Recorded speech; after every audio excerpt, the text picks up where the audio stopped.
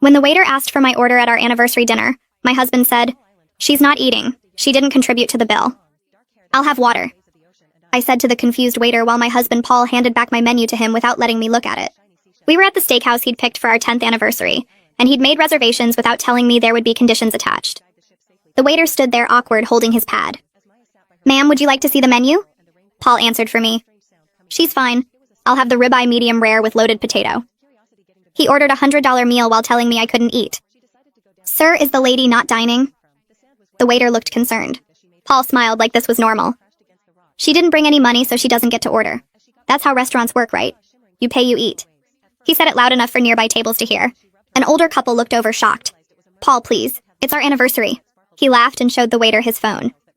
"Look at our bank accounts. Hers has $14. Mine has $12,000. He'd separated our finances 6 months ago without discussing it. "She wants to be independent so she can independently pay for her own meals." The waiter shifted uncomfortable. "I could bring some bread for the table." Paul shook his head. "Bread is for customers. She's just sitting here." He turned to me. "You should have thought about dinner before you quit your job." I'd been laid off, not quit, but Paul had been telling everyone I chose to be unemployed.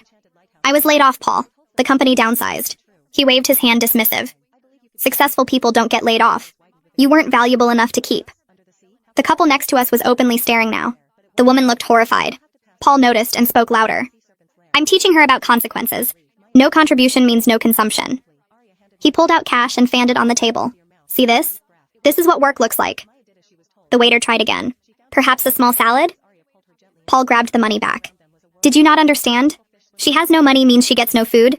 It's simple economics." He looked at me. "Maybe being hungry will motivate you to find work faster." I'd applied to 40 jobs that week. "You told me not to take the retail position because it was beneath us." Paul laughed harsh. "That was before I realized you're professionally worthless. Now any job would be an improvement."